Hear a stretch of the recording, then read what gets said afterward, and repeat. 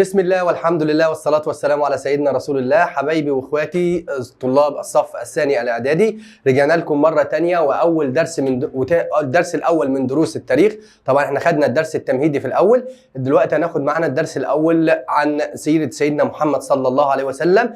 محمد صلى الله عليه وسلم، المولد والنشأة، المولد وايه والنشأة. وعايز اقول لكم معلومة كده، يعني سبحان الله ان النهارده وانا بسجل لكم الحلقة دي في الاستوديو اللي هو الاحد 15/9/2025 الموافق 12 ربيع اول. يعني والله جت بالصدفه كده ان انا حتى ما كنتش محضر للدرس ده، بس قلت اشرحه تيمنا يعني وتبركا بذكرى مولد النبي محمد صلى الله عليه وسلم، فكل عام وانتم بخير. في معلومه جميله جدا تحت الصوره دي، ما تدخلوش على الدرس على طول. بيقول لك ايه؟ لقد هيأ الله سبحانه وتعالى سيدنا محمد صلى الله عليه وسلم منذ ولادته واعده لحمل رساله الاسلام. واعده لحمل رساله مين؟ الاسلام. يعني ايه هيئه؟ يعني جهزوا. يعني سيدنا محمد كلف بالرساله ونزل عليه الوحي وهو في سن ال40. لكن هل قبل كده كانت حياته زي حياه اي حد عادي من قريش يشرب الخمر ويفعل ما يفعلون من المنكرات؟ لا، ربنا سبحانه وتعالى من بدايه مولده هيئه وجهزه ليكون اهلا او يصلح لحمل رساله الاسلام. يعني انا زي مثلا لما احب اكلف واحد منكم ان هو يبقى القائد او الليدر بتاع الفصل او الكلام ده، اكيد عارف شخصيته من خلال دراستي بيه او علاقتي بيه من سنين. مش بجيب اي واحد كده وخلاص اقول له انت تبقى الرائد، صح ولا لا؟ او لما اكلفه بمهمه مهمه جدا، بمهمه ضروريه جدا. فهنا بيقول لي ان ربنا سبحانه وتعالى هيأ وجهز سيدنا محمد صلى الله عليه وسلم منذ الولاده لكي يحمل رساله الاسلام ويدعو الناس الى طبعا رساله الاسلام السامحه اللي جت بها جميع الرسل والانبياء من قبله، ويخرج الناس من الظلمات الى النور. اول حاجه هنتكلم عن حياته صلى الله عليه وسلم في عده نقاط: مولده، ثم نسبه، ثم طفولته المبكره، ثم حياته في بيت عمه ابو طالب، ثم شبابه. اول حاجه عندنا مولده. ولد صلى الله عليه وسلم بمكه في يوم الاثنين 12 ربيع الأول، وهذا العام عرف عند العرب بعام الفيل. طبعا لماذا سمي هذا العام بعام الفيل؟ وحضراتكم أكيد عارفين القصة، لأن في هذا العام جاء ملك من اليمن اسمه أبرهة الحبشي، ملك الحبشة واليمن، وأراد هدم الكعبة. أراد هدم إيه؟ الكعبة، بيت الله الحرام. لكن الله سبحانه وتعالى حافظ البيت ودمر جيش إيه؟ جيش أبرهة. أهو. طيب هو ليه أبرهة كان عايز يهدم الحبشة، يهدم الكعبة؟ يقول لك ان أبرهة ده اتضايق ان العرب كلهم بيروحوا يحجوا للكعبة اللي موجودة في مكة، ومكة دي او قبيلة قريش لا تقارن بقى بملك عظيم زي ملك اليمن والحبشة. فراح بنى كنيسة عنده في اليمن وجملها وخلاها أجمل بكتير من شكل الكعبة، ودعا الناس إن هم يحجوا ليها. لكن ما فيش حد رضي يعبره، ما فيش حد رضي يروح يحج ليها. فهو اتضايق بقى، فقال لك والله لا يهدمن هذا البيت على رأس العرب، وجهز جيش كبير على رأسه عدد من الفيلة وذهب لهدم الكعبة. يبقى لماذا حاول أبرهة الحبشي هدم الكعبة؟ لكي يصرف العرب، لكي يمنع العرب عن زيارتها وتعظيمها ويتجهوا الى كنيسته التي بناها فين؟ في ارض اليمن. تمام. ولد صلى الله عليه وسلم يتيما، وده شرف للايتام، يعني ربنا صبرهم على فقدان والديهم، بس شرف انك تكون زي سيدنا محمد صلى الله عليه وسلم ولد يتيما.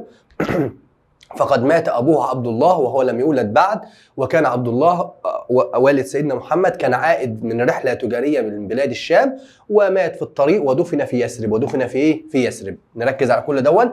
مات أبوه أثناء عودته من رحلة تجارية لبلاد مين؟ لبلاد الشام. رحلة تجارية لبلاد مين؟ لبلاد الشام. تمام. ودفن في يثرب. دفن فين؟ دفن في يثرب. تمام. طيب أول ما اتولد فرح بيه فرح كبير جدا جدا جده عبد المطلب.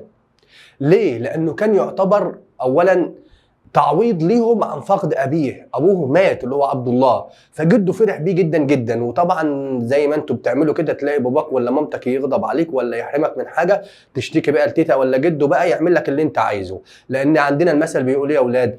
أعز من الولد ايه؟ ولد الولد. ففرح به جده عبد المطلب وبني هاشم جميعا، لأنه كان عطاء لهم من الله وتعويضا لهم عن فقد أبيه. فقد إيه؟ أبيه. فخدوا عبد المطلب أول ما اتولد وطاف به حول الكعبة عشان يشكر ربنا سبحانه وتعالى.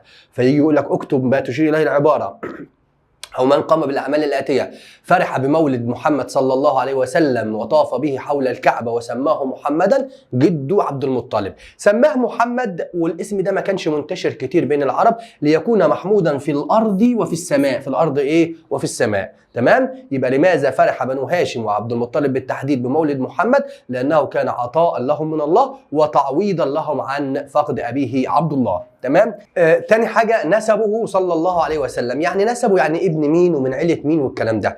كان صلى الله عليه وسلم من أفضل الناس أنسابا، ومعروف اصله ونسبه بينتسب لمين. فهو ابوه عبد الله ابن عبد المطلب ابن هاشم ابن عبد مناف ابن قصي ابن كلاب، وبيرجع باقي النسب ليه الى واحد اسمه عدنان. وعدنان ده من اكبر من الرؤوس الكبيره في العرب، كان في يعني بيتين كبار في العرب، حاجه واحد اسمه قحطان وواحد اسمه عدنان. فسيدنا محمد ينسب الى ايه؟ الى عدنان. وعدنان ده يوصل في النسب بتاعه الى سيدنا اسماعيل ابن سيدنا مين؟ ابراهيم. يبقى لما يجي لك صح ولا غلط يعود نسب النبي صلى الله عليه وسلم او يصل نسب النبي محمد صلى الله عليه وسلم الى اسماعيل ابن ابراهيم عليهما السلام، نقول له العباره ايه؟ صحيحه. امه امنه بنت وهب، وهي طبعا من خيره قريش. من خيره مين؟ قريش. طفولته المبكره، يقول لك كان من عادات يعني الناس الاغنياء في قريش واهل مكه الاشراف اللي فيها، ان هم الام ما بترضعش ابنها، وكانوا يبعتوه لمرضعات في الباديه. ليه؟ طب لماذا؟ تاني، لماذا كان أشراف مكة يرسلون أبنائهم أو أطفالهم لمرضعات في البادية؟ عشان يكتسبوا 3 حاجات. أول حاجة فصاحة اللسان، يتكلم لغة عربية فصحى. تاني حاجة قوة البنيان، يعيش في الشمس بقى والحر والكلام ده كله يطلع راجل. تالت حاجة رجاحة العقل، يعرف يتصرف ولو وقع في مشكله يحلها ازاي، يعني مش متربي كده في كنف ابيه وامه، يعني مش متدلع يعني.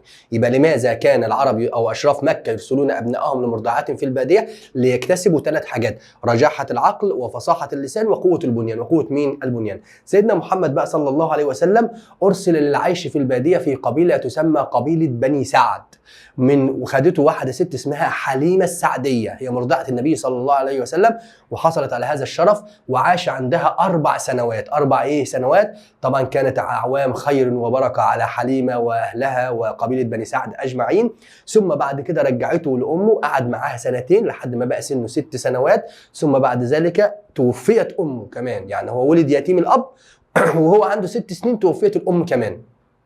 مين اللي هيكفله بقى؟ مين اللي هيربيه؟ مين اللي هيرعاه؟ جده عبد المطلب. قعد معاه برضه 2 لحد ما بقى عنده 8 سنوات وتوفي جده عبد المطلب، فهيكفله عمه ابو طالب. عمه مين؟ ابو طالب. تمام؟ نيجي بعد كده للنقطه اللي بعد كده، حياته في بيت عمه ابو طالب. تمام؟ طيب معلش نشرب واحد ينسون، اشربوا معايا ينسون عشان بس والله تعبان قايم من دور برد.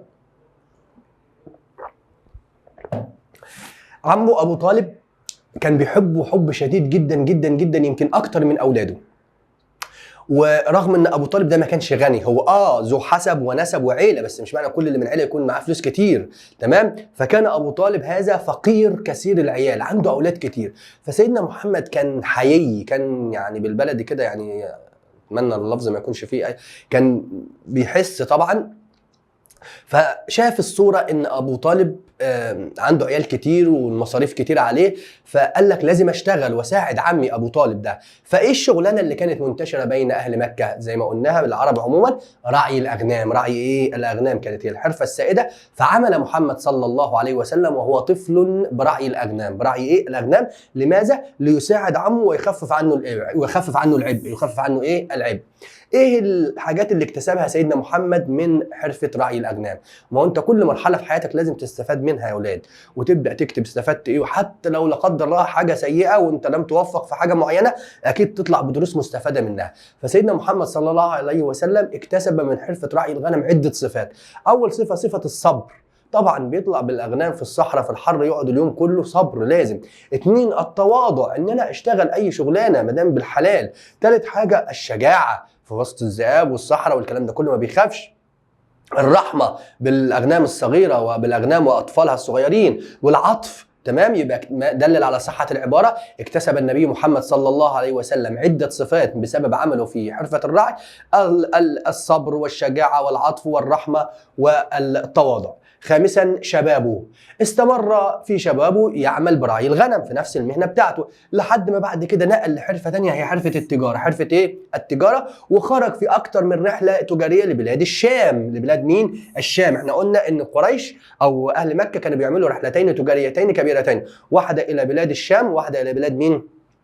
بلاد اليمن، صح كده؟ فهو سيدنا محمد صلى الله عليه وسلم خرج على بلاد الشام. طبعا ربنا سبحانه وتعالى حفظه من كل سوء في شبابه. فترة الشباب يا اولاد تبقى اكتر فترة الانسان ممكن يعمل فيها منكرات او يغضب ربنا، يعني يبقى واخدها بقى العزة بقى في شبابه وقوته بقى، ويقول لك انا مش هموت دلوقتي والكلام ده، وده زي ما انتم بتقلدوا بعض كده بدون اي وعي، تمام؟ لكن سيدنا محمد صلى الله عليه وسلم ربنا حفظه من كل سوء او انحراف، اي خطأ طوال فترة شبابه. عرف عنه العفة والطهارة. الراجل كان لسانه لا ينطق بشيء بذيء او يعمل اي تصرفات مش كويسة، تمام؟ عرف عنه رجاحة العقل، تلاقيه كده عقله اكبر من سنه بكتير، هادي كده ورزين، تمام؟ الامانه والصدق، لدرجه ان هم لقبوه بالصادق الامين. بالصادق مين؟ الامين. يبقى ربنا سبحانه وتعالى حفظه في طفولته وفي شبابه. كل ده طبعا اللي يكون مهيئ لحمل الرساله. بعد كده زواجه محمد صلى الله عليه وسلم من السيدة خديجة بنت خويلد رضي الله عنها. السيدة خديجة بنت خويلد كانت من السيدات اللي ليها مكانة في قريش، وكانت صاحبة تجارة، مال، بيزنس وومن، يعني بتتاجر بيها والكلام ده كله. فسمعت ان في شاب بيتميز بالعفة والطهارة ورجاحة العقل والصدق والأمانة، وليه خبرة بالتجارة، خرج أكتر من مرة لبلاد الشام، فأرسلت إليه ليخرج بمالها إلى بلاد الشام. وفي نفس الوقت بعتت معاه غلامها الخادم بتاعها اسمه ميسرة. اسمه ايه؟ ميسرة. من هو؟ غلام السيدة خديجة الذي خرج مع النبي محمد صلى الله عليه وسلم في رحلة تجارية إلى بلاد الشام، ميسرة. لما راح سيدنا محمد بمال السيدة خديجة وتاجر، وطبعا مارس عادته المتعود عليها والصدق والأمانة في البيع والشراء والربح الحلال، فرجع ميسرة انبهر بمدى ما عمره ما شاف شاب بالصدق والأمانة وحب الناس ليه والكلام ده كله، فرجع قص اللي حصل على السيدة خديجة. يبقى بعد العودة من الرحلة أخبر ميسرة السيدة خديجة عن صفات محمد، اللي إنه قلنا الصدق والأمانة والعفة والطهارة، فأعجبت بأخلاقه ولمست أمانته في تجارتها وتزوجته، فكانت خير زوجة لخير شاب صلى الله عليه وسلم. أبناء صلى الله عليه وسلم من السيدة خديجة أنجب منها 4 بنات وولدين. ال4 بنات اللي هم زينب ورقية وفاطمة وأم كلثوم. طبعا حضراتكم أشهرهم من السيدة فاطمة اللي هيتجوزها سيدنا علي بن أبي طالب.